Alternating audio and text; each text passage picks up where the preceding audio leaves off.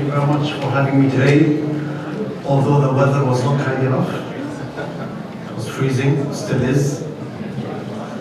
My name is Jassim Alseddiqi, and I'm the CEO of ADFG, Abu Dhabi Financial Group. I was born and raised in Abu Dhabi. I'm an engineer by background, specifically electrical engineer. I got my bachelor's degree from University of Wisconsin-Madison, and then went on to get a master's in electrical engineering from Cornell University. When I finished my higher education, I started a career as an electrical engineer at the Abu Dhabi gas processing company, Gasco. And then I moved on. Actually, at the same time, I was a lecturer at the Petroleum Institute, which is a higher education institute in Abu Dhabi. And today it's part of the MIT Masdar Institute, which my fellow colleague, Dwayne, is from. After a short stint as an engineer, somehow I found myself in an investment firm which invests in various asset classes: public equities, real estate, private equity, debt, and so forth. I joined as a senior analyst and ended up being the CEO of that firm. And in January 2011, I found ADFG.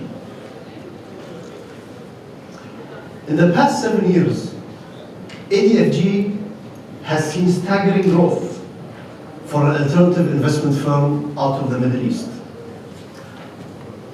We started the firm at the same time the so-called Arab Spring started, which can tell you how difficult the situation was. Nevertheless, our assets under management grew from nothing till more than $6 billion today. And we have achieved more than 20% IRR across all our investments in the past 7 years or since inception. Our investment geography and sector is agnostic. We're agnostic to geography and sector, which enables us to be nimble and ready to take advantage of investment opportunities as and when we see them. We deliver strong returns across our 4 distinct business lines. Essentially, this makes us a one-stop shop for a range of services that are usually only offered by the largest institutional banks like Goldman Sachs. It's all about having the right vision and defined goals in mind. We wanted and still want to build something for the long term. A world-class organization, a sustainable institute. We apply the right principles and take an active approach in following up and continuously adding value in whatever we do. Everyone who has joined our team believes in these principles and works and lives by them. And I have a few of my colleagues here actually today. By now, you may be wondering, what does this have to do with a science and technology conference? By the way, the majority of our core investment and finance team is made up of engineers and scientists. We have physicists, computer scientists, mechanical engineers, and computer engineers. As you well know, engineers and scientists tend to apply certain procedures, methodologies, and a different way of thinking and problem solving, often resorting to mathematics and scenario simulations. Although we've had a great 7 year in ADFG, investing in conventional asset classes, conventional sectors, I realized that this is not sustainable for an exponential growth. So my roots in engineering came back to me, and we've decided that technology is what will make this firm grow exponentially. So we had to invest and create a technology platform, and this is what we did in the past few years. Before telling you more about ADFG and technology, let me take a step back and talk about a more macro perspective on the importance of technology in general. As suggested by this conference theme, Reshaping the Arab World Through Technology, the rapid advancement of technology is changing the world. Globalization is one of the outcomes.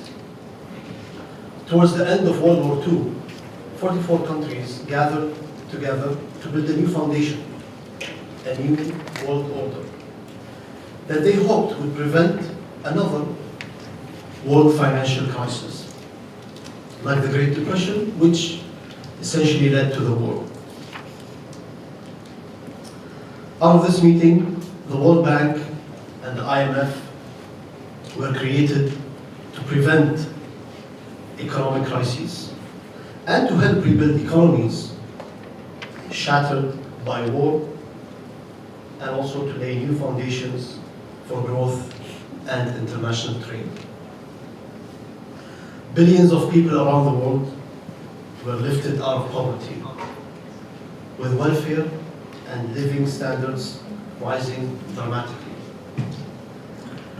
Despite the post-2007 recession, the world economy has more than doubled between the years 1990 and 2017, its biggest expansion in history. Although increased international trade has spurred tremendous economic growth, raising incomes, creating jobs, reducing prices, and increasing workers' earnings powers, trade can also bring about economic, political, and social disruption. The last couple of years have witnessed many unpredictable events in every corner of the globe. Politics often dominated the news, most prominently Brexit and the recent Trump's presidency increase of polarization in economic policy and trade wars, which is basically reverse of globalization that has started after World War II.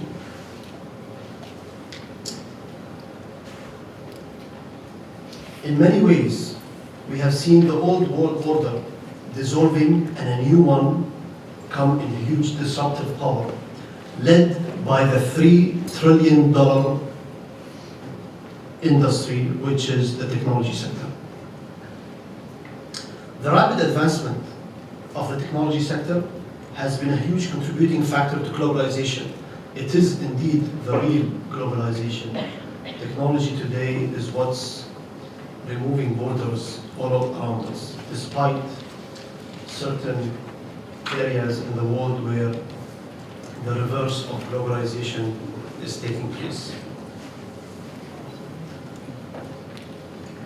In my lifetime, we have gone essentially from no internet to today perhaps 4 billion internet users, whether through smartphones,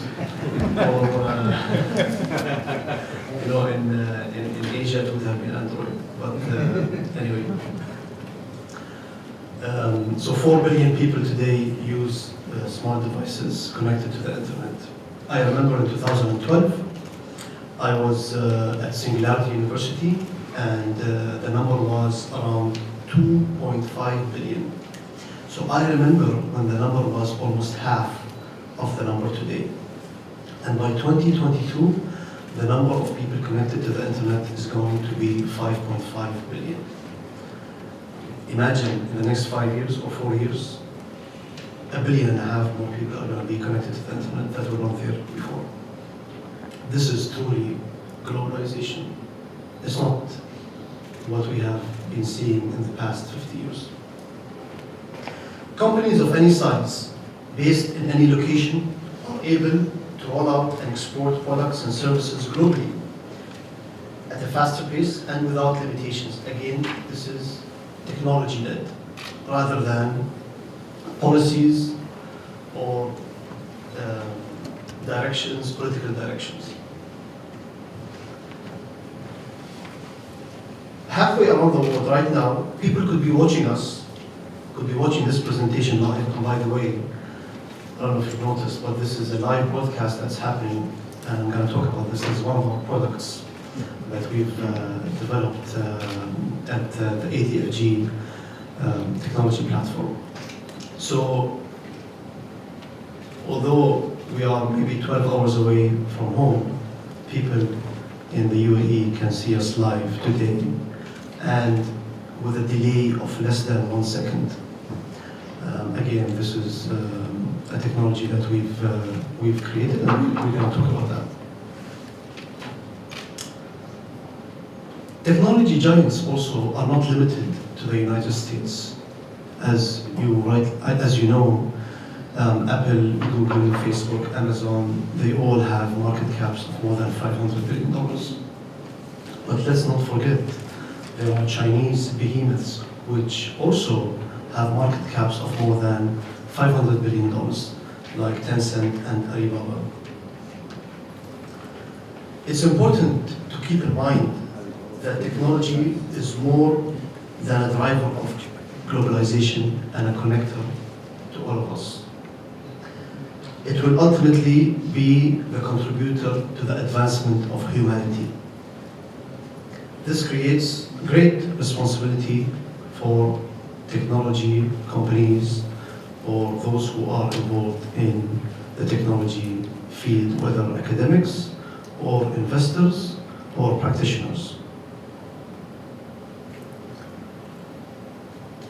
China's government plans to allocate more resources towards the implementation of big data analysis and digitalization, part of a $150 billion strategy to become the global innovation hub for artificial intelligence by 2030.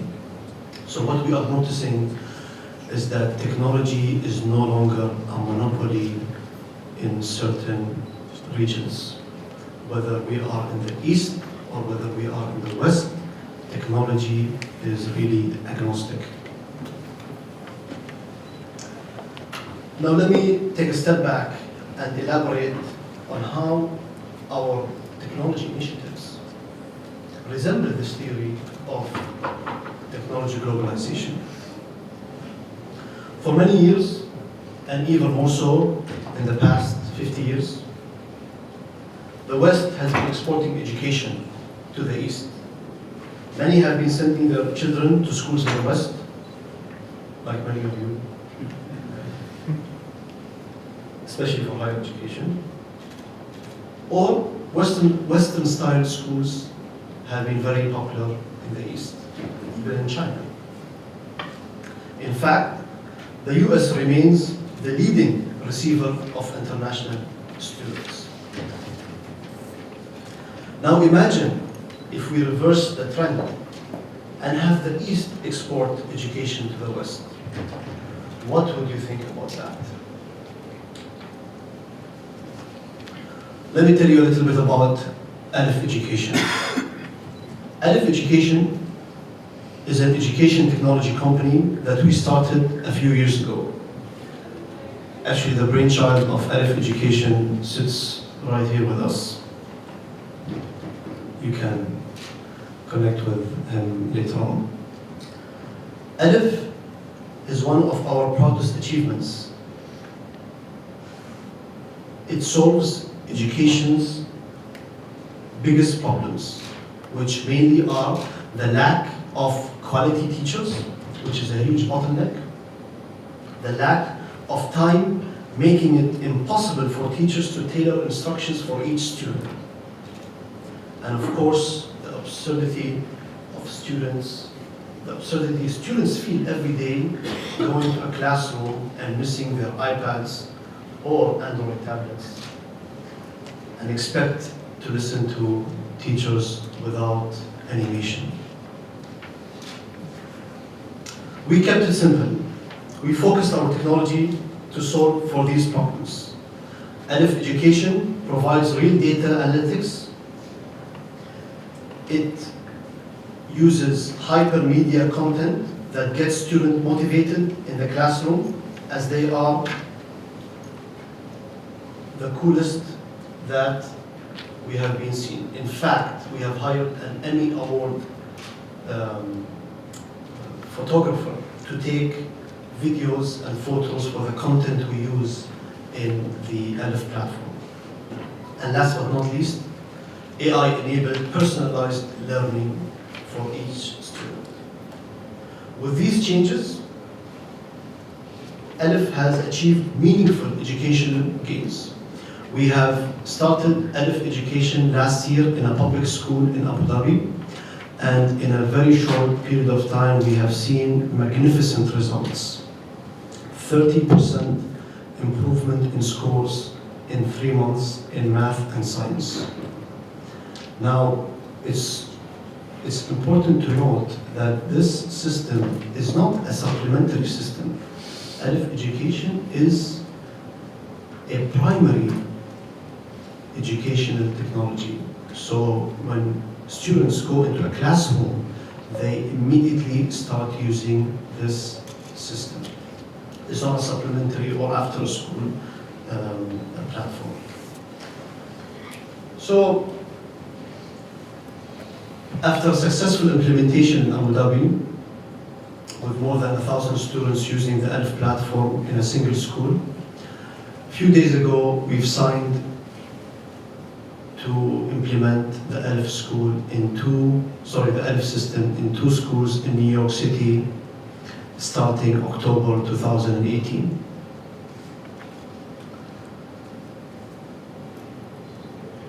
And hopefully we will be implementing the system on many more countries and jurisdictions in the short years to come.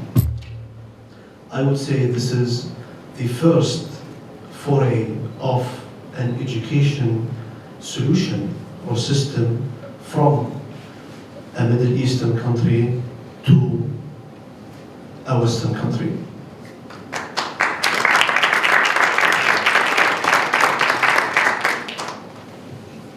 Moving on to a different subject, perhaps more exciting than education, unfortunately, media. So, media is everywhere, and in media, we're living in a world of content. Content is king. Let me tell you about Swoop, a live video streaming app connecting people and communities with shared passions. We started Swoop more than a year ago, but we launched it to the public back in August 2017. In a span of 8 months, Swoop has had more than 4.3 million downloads. In fact, every 2 seconds, there's a download of Swoop that happens. So, I think my speech is 30 minutes, so you can calculate how many people have downloaded Swoop in those 30 minutes. What is more impressive about Swoop is that in a short period of time, this application, this social media application, has been ranked as the #1 and top 5 in many Middle Eastern countries, because we focus on the Middle East and India actually. So for example, in Lebanon, Swoop ranks #1 compared to the other social media apps. And the other social media apps are Facebook, Snapchat, Twitter, and so forth. In a larger country like Egypt, Swoop ranks #4. Of course, #1 is Facebook. But for an Emirati company like Swoop, for a technology from the UAE, to be in the same league as the American social media giants is a great achievement in a short period of time. And more importantly, if we look at India, we have managed to be in the top 13 apps in social media. And India is one of the most important countries in technology and social media, and the population of India, as you know, is more than 1.2 billion. This is the beauty of technology. This is truly how borders are removed and how whatever the ambitions are, they are limitless. Last but not least, I'll take a few minutes just quickly to introduce our artificial intelligence platform. SAL is a unique artificial intelligence platform. It is focused on applied solutions, B2B or B2C in artificial intelligence. At the moment, we are working on a partnership with Aleph Education to roll out a learning assistant for students to be a knowledge partner, fostering curiosity and engagement. This is a tool that will be given to students for after their primary time at school every day. We are also working on rolling out an intelligent health partner that will disrupt the current traditional healthcare models. SAL Health is the perfect companion that will allow users to track their activity, starting from home to office, to restaurants, and to the gym, and also their hospital visits.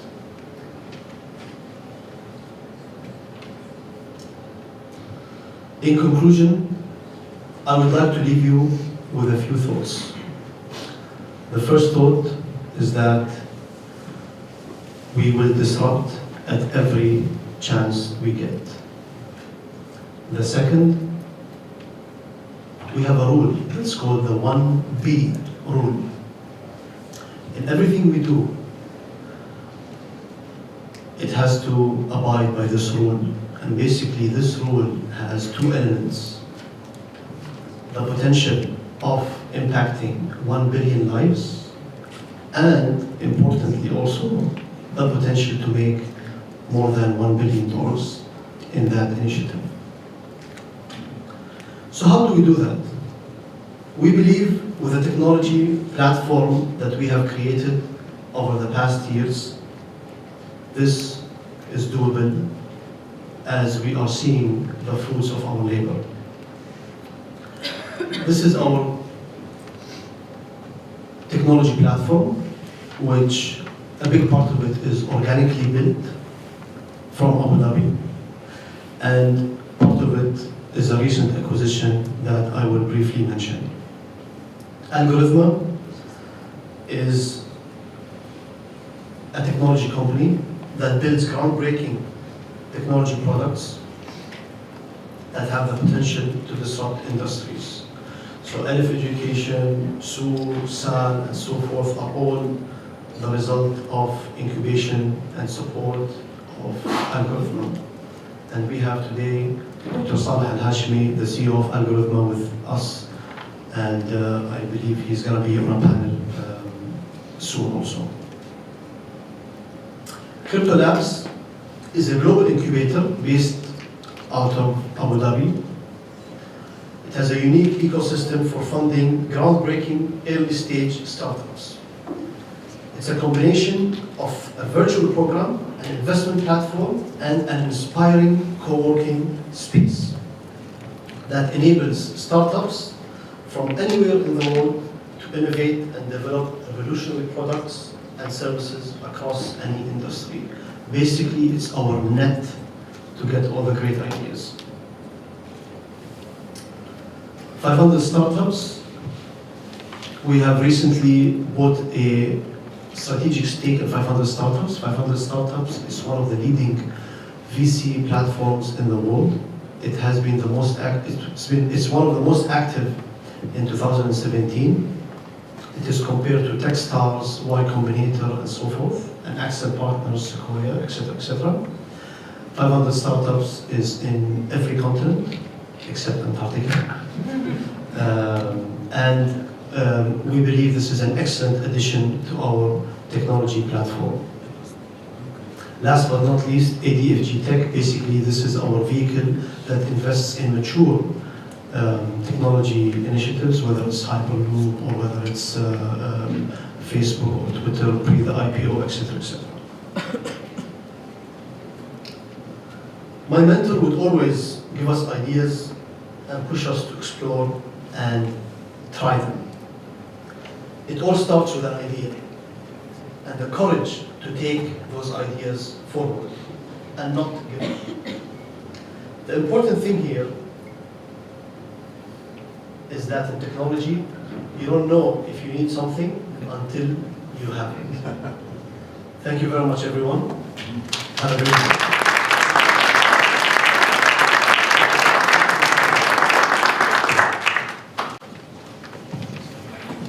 So, thank you, Mr. Jassim. I'd like to just explain how Slido works for the next talk. So Slido, you can access it from any device, like your phone or your laptop, and you just go to slido.com and enter SciTech 2018, and you'll be able to add your questions as they come. So if while you're watching the talk you have a question, go ahead and write it down, and it'll come up at the very end so that we can ask the speakers questions that you are wondering about.